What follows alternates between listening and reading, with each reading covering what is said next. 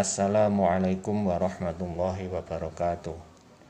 Anak-anakku yang berbahagia, puji syukur kita panjatkan kepada Allah SWT atas segala nikmat yang Allah berikan kepada kita semua, sehingga hari ini kita dapat menjalankan ibadah puasa Ramadan tahun 1441 Hijriah.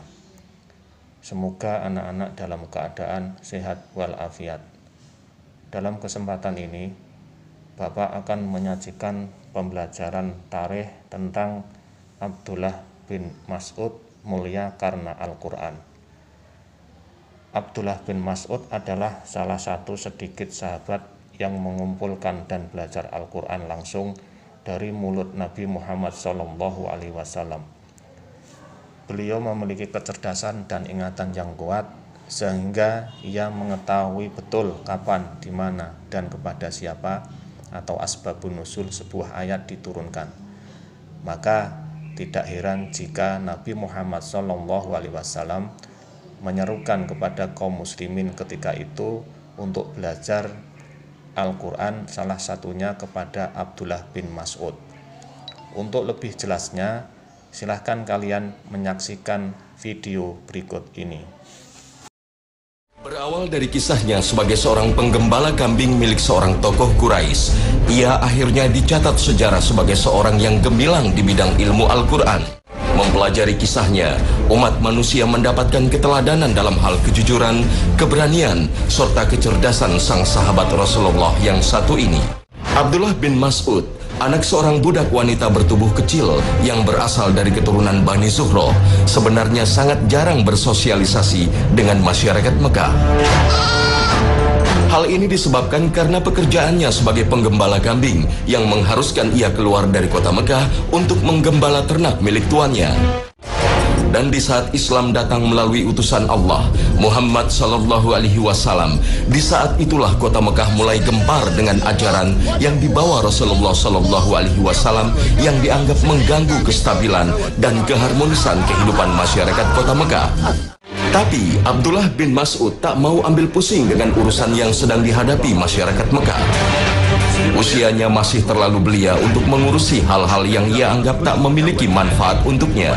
Abdullah bin Mas'ud memilih untuk tetap fokus pada pekerjaannya. Sampai suatu ketika, di tengah hari saat ia sedang menggembalakan kambingnya, Abdullah bin Mas'ud melihat dua orang datang dari kejauhan menghampirinya. Kedua orang itu begitu letih dan sangat kehausan.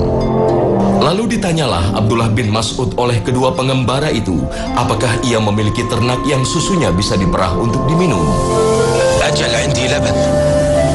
Dengan amat jujur, Abdullah bin Mas'ud mengatakan bahwa ada kambing yang bisa diperah susunya, namun tak berani melakukannya sebab kambing-kambing itu bukan miliknya. Walakinni la amliku an asqiyakum minhu, fa inni mu'tamanun ala hadhihi al-ghunaymat, walau annaha kanat li lama bakhaltu alaykuma bil laban. Padahal bisa saja Abdullah bin Mas'ud diam-diam memerah susu kambing gembalanya tanpa takut diketahui oleh majikannya, tapi ia tak mau melakukannya. Diam-diam kedua pengembara itu menyimpan kagum atas kejujuran sang penggembala kambing di hadapannya. Keduanya tak memaksa Abdullah bin Mas'ud agar memerahkan susu untuk mereka. Hingga salah seorang dari pengembara itu kemudian minta ditunjukkan kambing muda yang kurus pada Abdullah bin Mas'ud.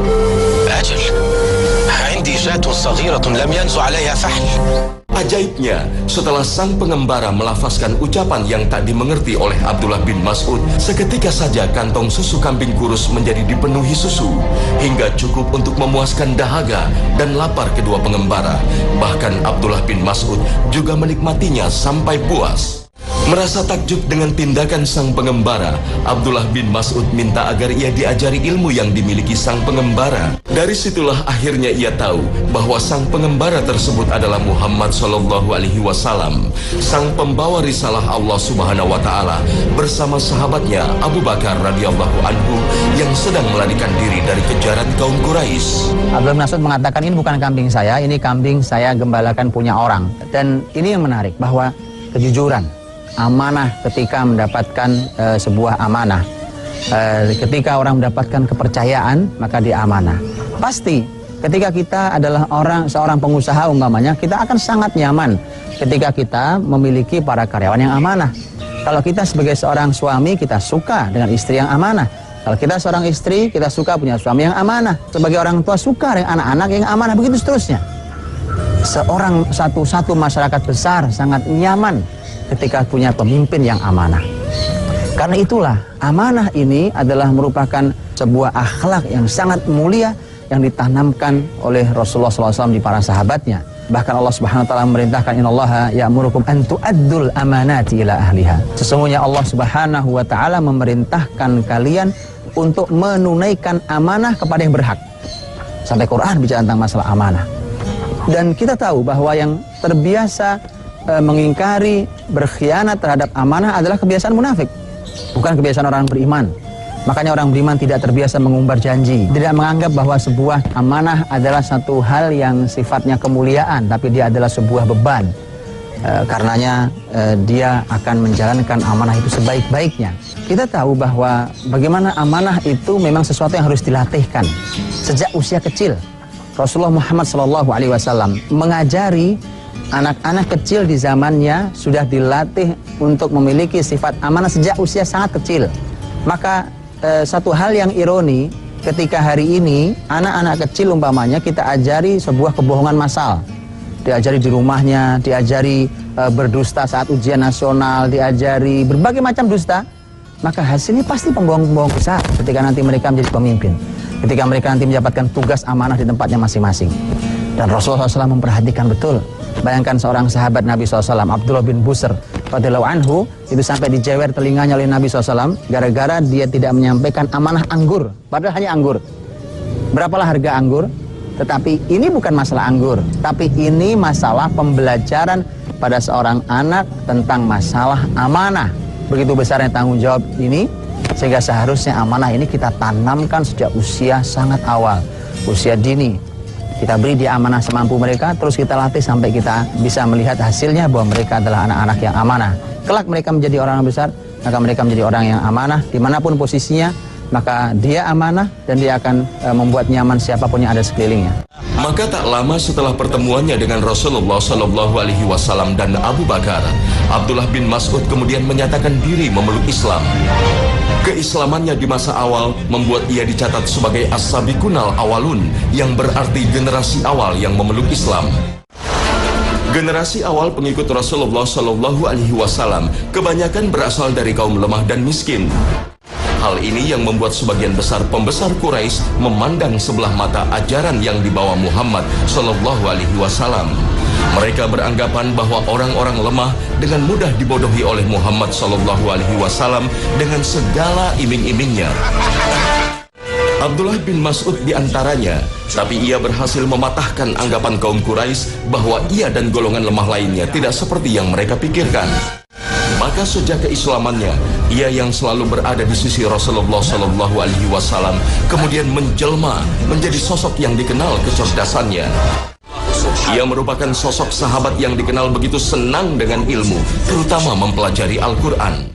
Bacaannya sangat baik sekali, sehingga Rasulullah SAW pun bersabda, barang siapa yang senang membaca Al-Quran dengan cara yang baik, maka dengarkanlah bacaan Ibnu Mas'ud. Tak sedikit pujian yang kemudian turun pada diri Abdullah bin Mas'ud. Inilah bedanya antara Al-Quranul Karim dengan buku-buku dan kitab-kitab yang lain. Al-Quranul Karim mukjizat. Siapapun yang membacanya, bahkan dia tidak memahami artinya, dia mendapatkan pahala karena membacanya. Di mana bahkan Rasulullah Muhammad SAW mengajari kita tentang bahwa orang yang membaca Al-Quran baru belajar saja dengan kesulitan, dia membaca sangat sulit, maka dia telah mendapatkan 2 pahala. Ini bagi yang kesulitan.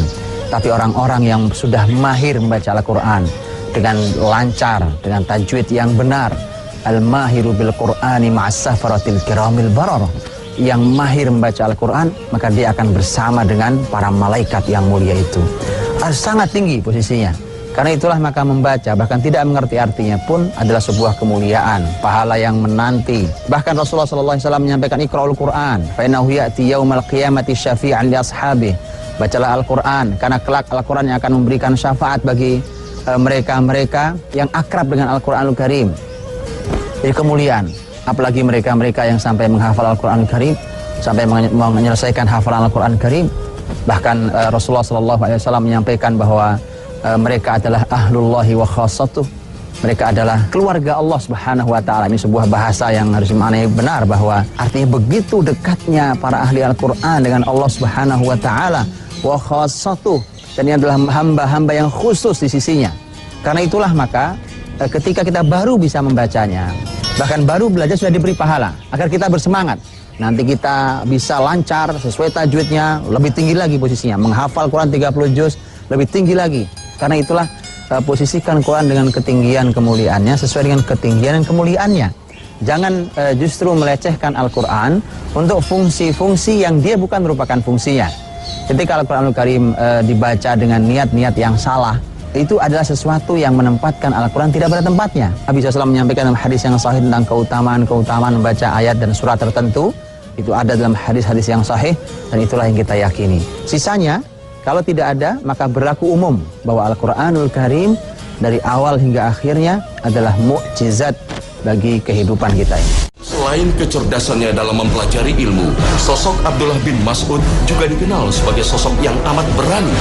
Betapa tidak, di tengah-tengah gencarnya kaum Quraisy memusuhi agama dan umat Islam di Mekah, ia justru berani menunjuk dirinya untuk membacakan ayat-ayat Allah secara lantang di depan Ka'bah, pusat kota Mekah. Keselamatan jiwanya tak dipikirkannya lagi demi berkumandangnya ayat-ayat Allah di depan Baitullah.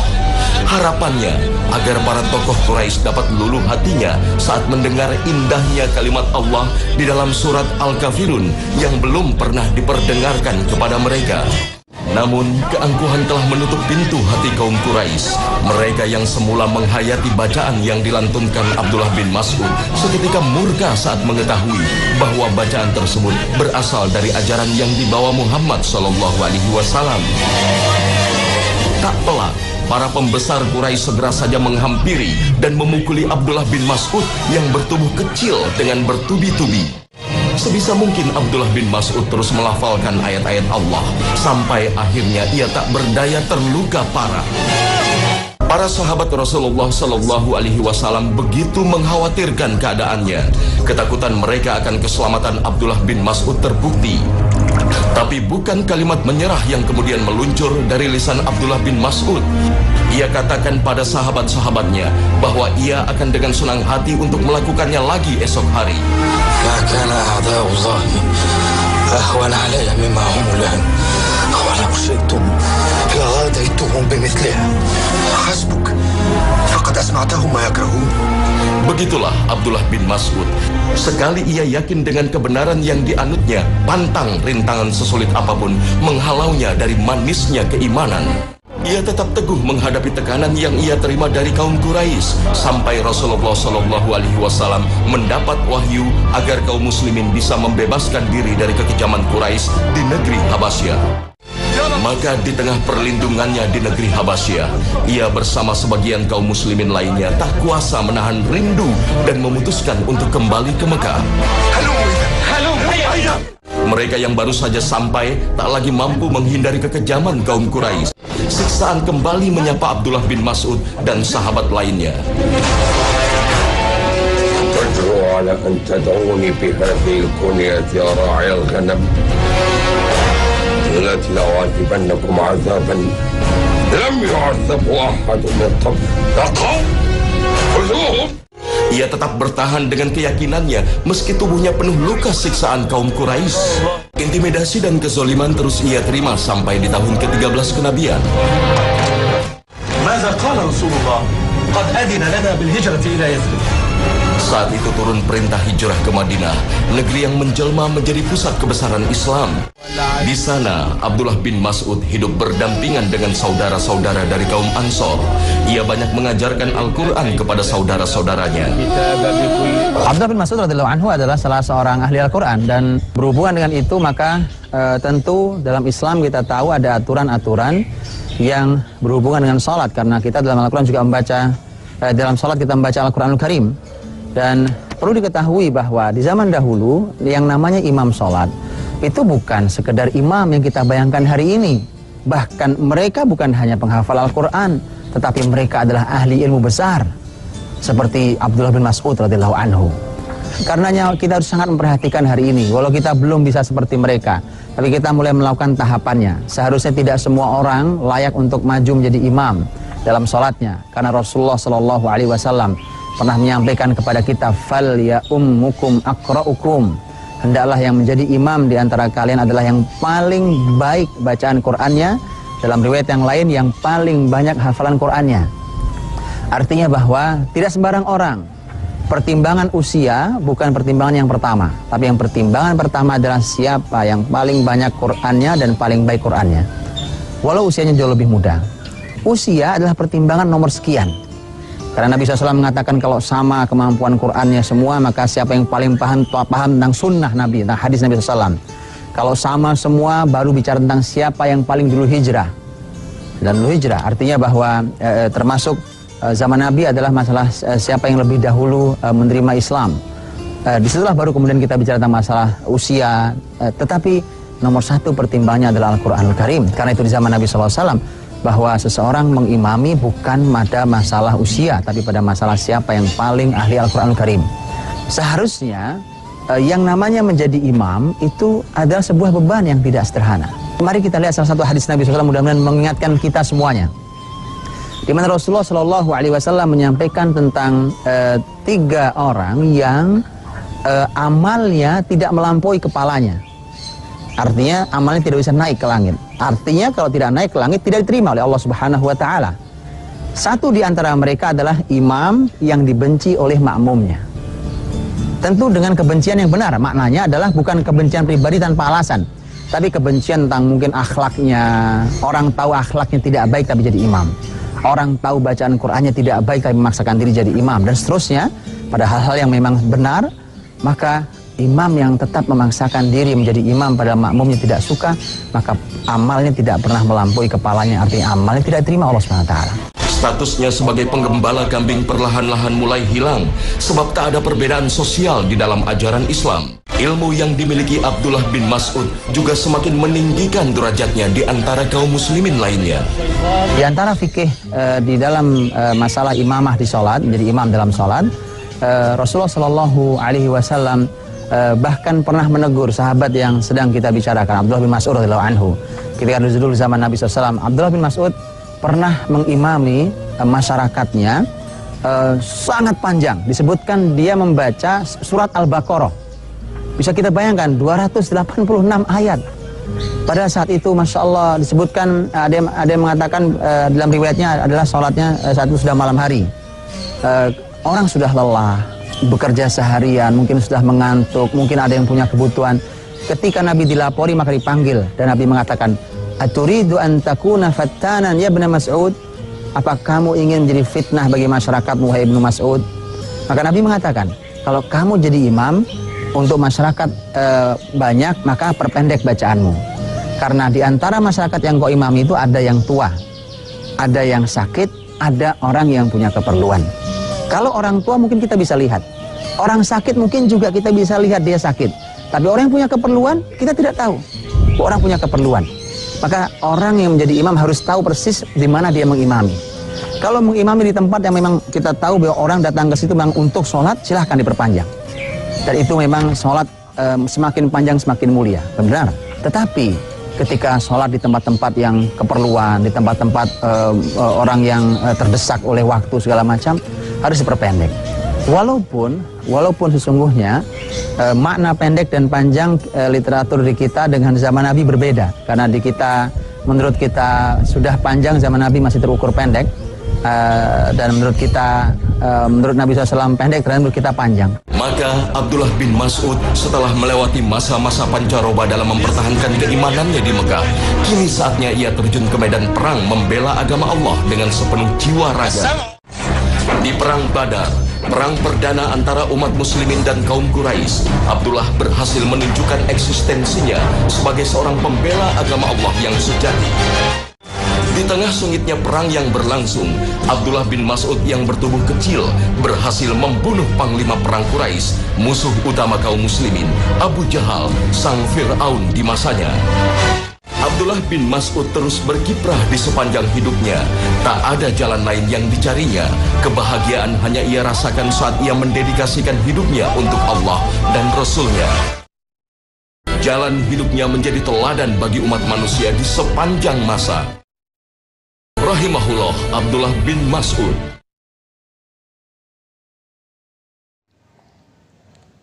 Setelah menyaksikan video tersebut, tugas kalian adalah merangkum kembali apa yang barusan kalian saksikan.